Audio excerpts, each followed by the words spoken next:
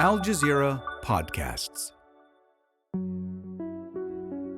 I'm David Enders, and this is The Take. As Israel's war on Gaza continues, we're coming to you on Sundays with a weekly roundup. This week, 95 days into a ceasefire, Israel has killed at least 418 Palestinians in Gaza. Israel placed new restrictions on NGOs operating in Gaza.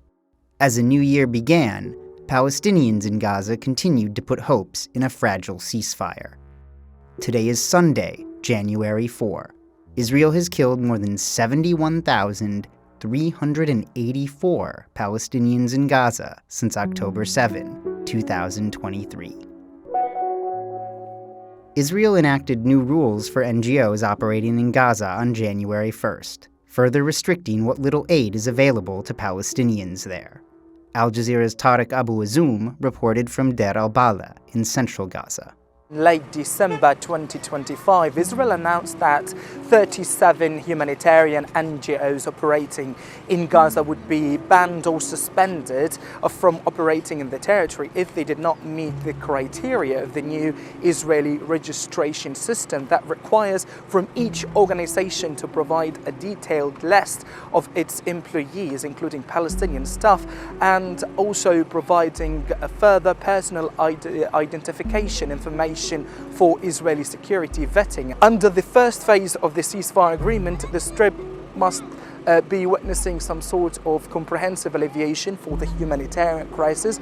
All NGOs and UN key actors on the ground emphasizing the fact that Gaza did not receive the essential humanitarian needs in order to alleviate the famine living conditions and also to improve the lifestyle of living here in the territory. That includes the entry of much needed medical supplies, the reconstruction of Gaza's destroyed hospitals, and also to witness some sort of improvement for the reconstruction process that is still under debate for the second phase of the ceasefire agreement. Now, this new decision and the new Israeli law has been really causing significant humanitarian harm for Gaza's civilians, and for many Palestinians, they believe that it has been a part of the Israeli strategy to choke the Strip more instead of providing the required essential humanitarian relief it deserves.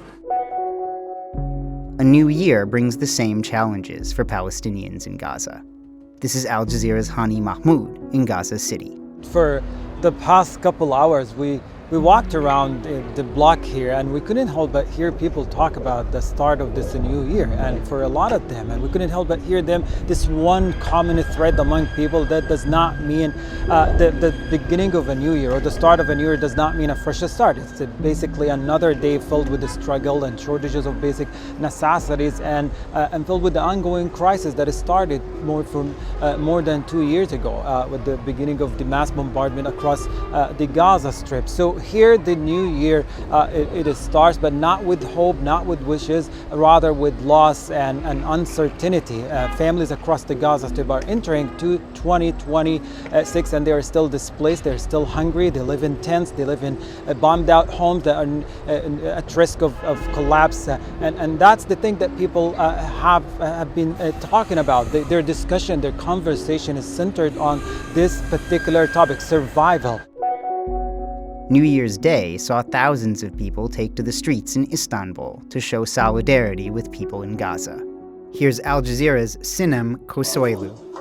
This is the third year in a row Turkish citizens flocked to Istanbul's iconic Galata Bridge. Tens of thousands of people gathered here as the early hours of the morning after the morning prayer. The event is organized by 400 NGOs. The main idea is to show solidarity with the Palestinian people.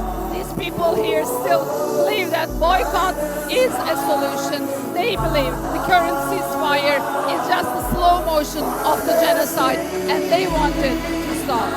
Turks have been very vocal about their criticism against the Israeli genocide in Gaza. That's why they say they will continue their protests, rallies, even if it's the first day of the new year, even if it's cold outside. And they believe the boycott they have been handling so far have yielded positive results, a pressure on Israel, and they should continue. And Turkish politicians, the government, Turkish public, they believe only a two-state solution can stop Israeli aggression in genocide and a potential genocide in other places of Palestine. And that's The Take for Sunday, January 4. Please join us again tomorrow. This episode was produced by me, David Enders. Our sound designer is Alex Roldan. Alexandra Locke is The Take's executive producer, and Ney Alvarez is Al Jazeera's head of audio.